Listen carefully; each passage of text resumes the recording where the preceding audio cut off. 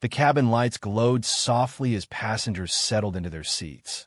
Luggage thumping in overhead bins, seatbelts clicking shut, the familiar hum of an evening flight preparing for departure. Business travelers tapped away on laptops. Families whispered weekend plans. Everything felt routine, predictable. Then it happened. A sharp, irritated voice sliced through the calm like a blade. "I'm not sitting next to him." A white passenger snapped, standing halfway out of her seat and pointing across the aisle. "I paid for comfort. This is unacceptable." The effect was instant. Heads turned. Conversations died mid-sentence. Even the background hum of the plane felt louder now, heavier. All eyes followed her finger to the man sitting quietly by the window. He was well-dressed, tailored suit, polished shoes, a leather briefcase resting neatly at his feet. Calm, composed. He looked up slowly, confusion flickering across his face, but no anger. No protest. He didn't raise his voice or demand respect. He simply met the flight attendant's eyes and waited. The attendant leaned closer to the woman, whispering apologies, trying to soothe her. But the passenger wasn't finished. "I don't feel safe," she said loudly, making sure others could hear. "He doesn't belong in first class." The words hung in the air like poison. A hush fell over the cabin, thick, uncomfortable, suffocating. Some passengers stared at their laps. Others watched silently, unsure whether to intervene. No one spoke. The man took a slow breath. "If it helps," he said gently, his voice steady, "I can move to another seat." His humility should have ended it. Instead, it made things worse. "That's not enough," the woman snapped. "I want him gone." The flight attendant hesitated, then quietly radioed the purser. Moments later, the purser arrived, her expression tight, conflicted. She listened, nodded once, then turned toward the man. "Sir," she said carefully, choosing her words, "could you step off the aircraft for a moment?" The man blinked, just once. He nodded. As he stood, straightening his jacket and lifting his briefcase, eyes followed him down the aisle. Some faces showed shame, others curiosity. Most showed silence. The plane door was still open, but something far heavier than a door had just slammed shut, and no one yet realized how badly they were about to regret it. The man stood.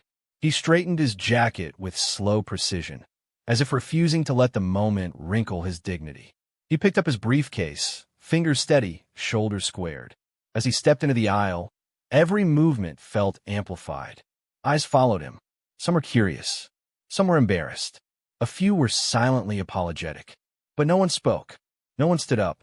The cabin, moments ago alive with noise, had turned into a room full of witnesses pretending not to see. He walked forward, one step at a time, past rows of seats filled with people who would remember this moment longer than they expected. At the aircraft door, the purser gestured politely. "This way, sir." The jet bridge was cold compared to the cabin. Fluorescent lights buzzed overhead. The purser launched into a rehearsed explanation, her voice careful, professional, distant. "We just need to de-escalate the situation," she said. "It's standard protocol. Once things calm down, we'll see what we can do." He listened without interruption. "Understand," he replied simply. Still calm, still respectful. Behind him, the aircraft door closed with a hollow thud. Inside, the engines began to whine, their low vibration traveling through the floor. From her seat, the complaining passenger leaned back, a faint smirk tugging at her lips. To her, justice had been served, order restored. She never once looked back. But outside the aircraft, something else was unfolding. The man stepped a few feet away from the gate and paused. He loosened his tie slightly, not in frustration, but as if preparing for a meeting. Then he reached into his pocket and pulled out his phone. Not to complain, not to record, not to argue, to answer a call. "Yes," he said quietly. "I've been asked to step off." He listened, gazed steady on the aircraft window where silhouettes shifted inside. "Gate C-17, he added. "No, I'm fine. Just delayed." Another pause. Then, calmly, "Please inform the board I'll be joining remotely." The line went silent for half a second. Then the voice on the other end changed. "Understood, sir," it said. "We'll handle it." He ended the call and slipped the phone back into his pocket. Inside the plane, the captain's voice crackled over the speakers. Ladies and gentlemen, we're experiencing a brief delay. Please remain seated. A brief delay, one that would ripple through the cabin like an approaching storm. Minutes passed, then 10. The engines powered down. Confused murmurs spread. Passengers glanced at watches. A flight attendant moved quickly down the aisle, whispering into a headset. The purser reappeared at the front, her expression no longer neutral. At the gate, two figures appeared, men in dark suits, walking fast, purposeful. The gate agent straightened immediately. Documents were checked. Phones were lifted. Voices dropped. One of the men glanced toward the man with the briefcase and nodded respectfully. "Mr. Brooks," he said, "thank you for your patience." The purser's face went pale. Inside the plane, the captain stepped out of the cockpit, confusion written across his face. He was handed a tablet. His eyes scanned the screen once. Then again, his posture changed.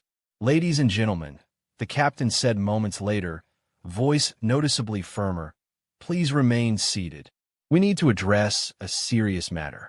The aircraft door reopened. Silence rushed in. The man stepped back onto the plane, but this time he wasn't alone. Behind him stood the airline's regional director, and beside him, legal counsel. A collective breath was held.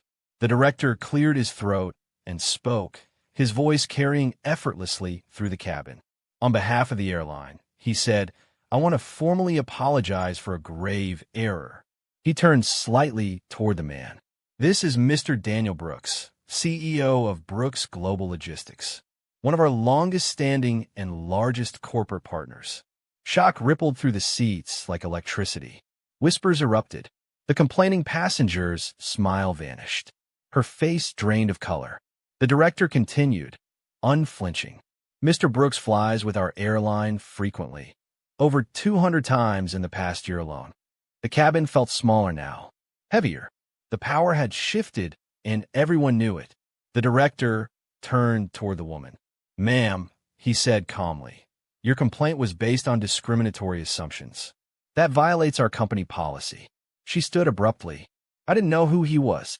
Mr. Brooks finally spoke. "That," he said evenly, "is exactly the point." The words landed harder than shouting ever could. Security appeared.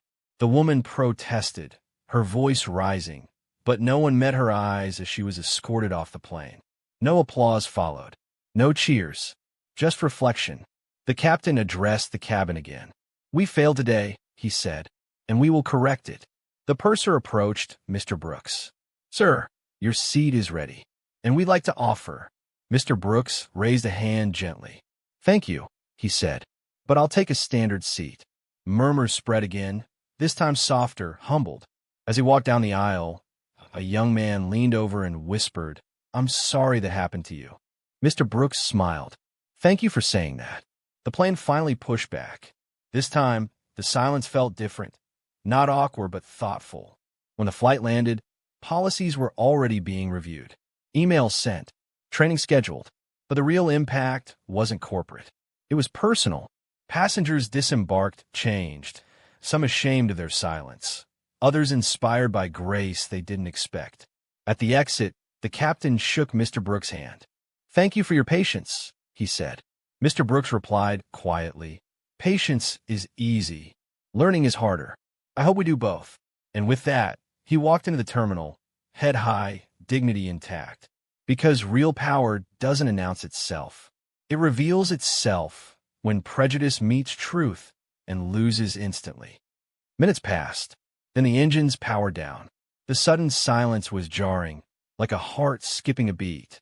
Confused murmurs rippled through the cabin as passengers exchanged looks. Phones came out. Watches were checked. This wasn't normal. At the gate, two men in dark suits appeared, walking with unmistakable purpose. Their pace was quick, confident, people who didn't wait to be asked why they were there.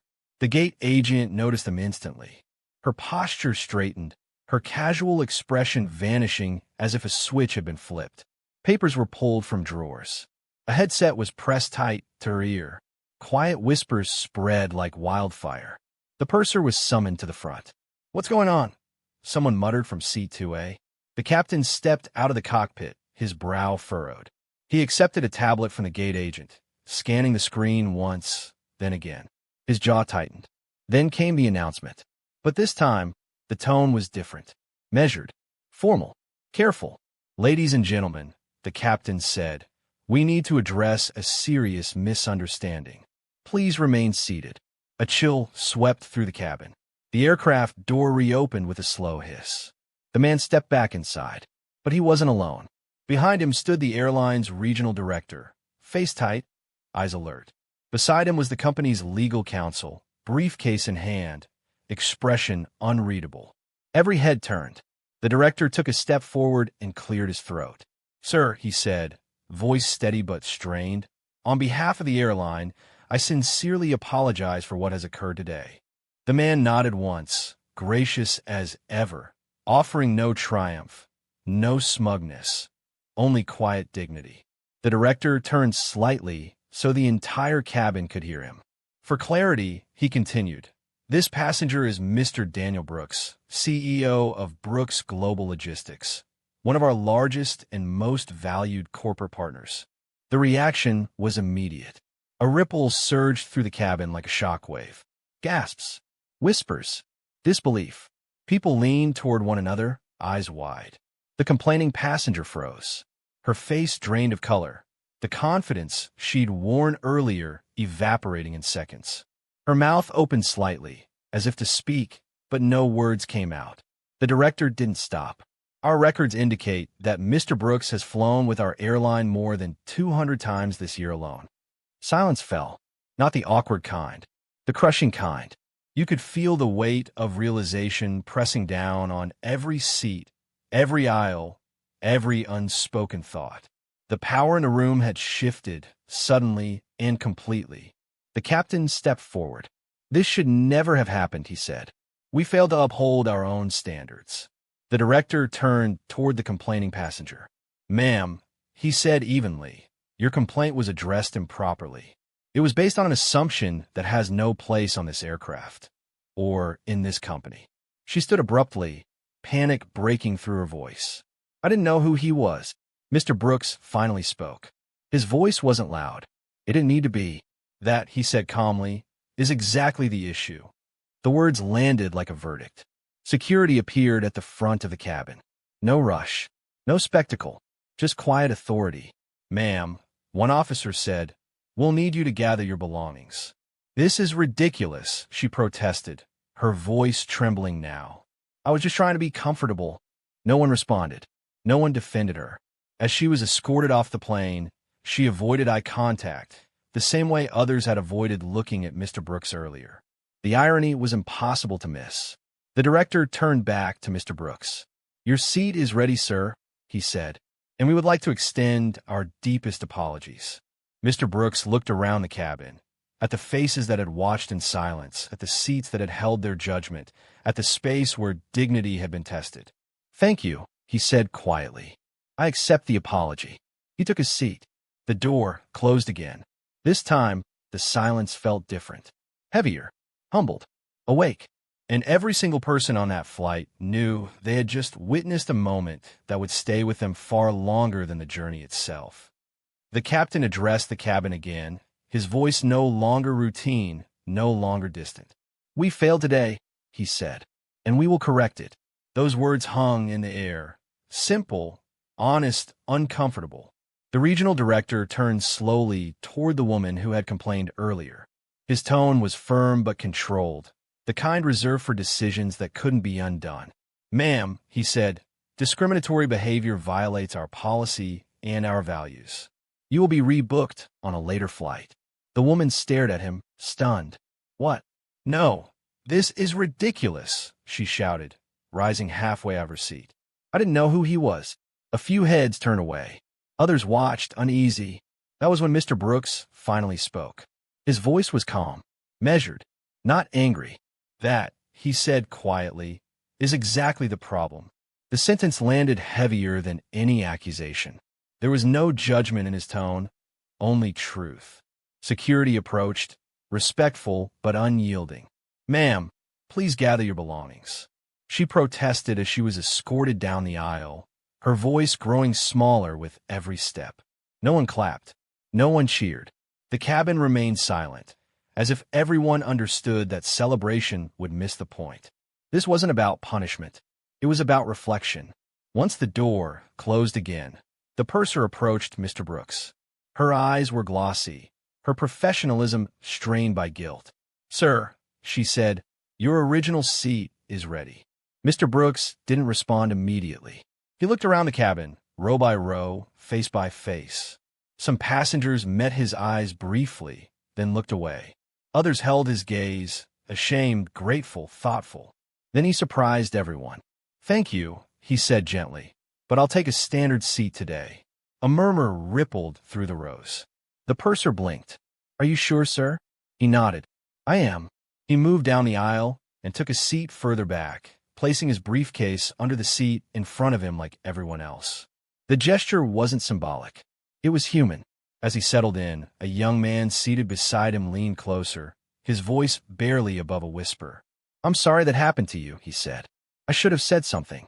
Mr. Brooks turned to him and smiled. A real smile, warm and forgiving. "Thank you for saying that," he replied. "That matters." The young man swallowed hard, nodding. The plane finally pushed back from the gate. This time, the silence felt different. It wasn't awkward. It was heavy, with lessons learned, with thoughts people couldn't shake, with moments replaying in their minds. Some passengers stared out the window. Others sat still, hands folded, replaying what they had witnessed and what they hadn't done. The engines roared to life again, but something else had already shifted. At cruising altitude, the captain made one final announcement. "On behalf of the crew," he said, "thank you for your patience. And thank you for allowing us to make this right." As the flight continued, small moments followed. Flight attendants speaking more gently, passengers exchanging quiet nods, an unspoken understanding that something important had happened in this metal tube above the clouds. When the plane finally landed, no one rushed to stand. People gathered their belongings slowly, thoughtfully. At the exit, the captain waited. When Mr. Brooks reached him, the captain extended his hand. "Thank you for your grace today," he said sincerely. Mr. Brooks shook it. "Grace is easy," he replied. "Change is the hard part. I hope today helped." The captain nodded deeply. Mr. Brooks stepped into the terminal, disappearing into the crowd. No escort, no spotlight, no applause. Just dignity. Behind him, passengers walked out quieter than they arrived, carrying more than luggage. They carried a lesson, because real power doesn't come from where you sit on a plane. It comes from how you treat people when you think no one important is watching. When the flight finally touched down, the impact of what had happened didn't stay in the sky. It spread. Before passengers even switched off airplane mode, messages were already moving. Texts sent in disbelief, quiet voice notes whispered into phones, posts drafted and deleted, then rewritten with trembling thumbs. Inside the airline, an urgent internal memo was released. Names were documented, procedures questioned, emergency meetings scheduled. Training protocols were flagged for immediate revision. Accountability followed swiftly and publicly. But the real consequence of that flight wasn't corporate. It was human. Passengers rose from their seats more slowly than usual, gathering their belongings with a heaviness that hadn't been there before. The casual rush to exit was gone. Conversations were minimal. Eyes were thoughtful, awake. Some glanced at Mr. Brooks with a new kind of respect, not because of his title, but because of his restraint. Others couldn't meet his gaze at all, replaying the moment in their minds when they'd looked away, when silence had felt easier than speaking up. As they reached the exit, the captain stood waiting, just as he had promised he would. When Mr. Brooks approached, the captain extended his hand, his voice quiet but sincere. "Thank you for your grace today." Mr. Brooks shook his hand firmly. "Grace is easy," he replied. "Change is harder. I hope we choose it." The captain nodded, visibly moved. Mr. Brooks stepped off the plane and into the terminal, blending into the crowd. No entourage, no spotlight, no announcement. Just a man walking forward with his dignity intact. Behind him, passengers followed, each carrying something heavier than luggage. They carried a lesson, because power doesn't always speak loudly. It doesn't always wear a uniform or sit in first class, and it doesn't demand attention. True power is revealed in quiet moments, when prejudice expects obedience, when truth refuses to bend, and when dignity stands its ground without raising its voice. That day, on an ordinary flight that became unforgettable, prejudice lost, not because it was shouted down, but because it was exposed.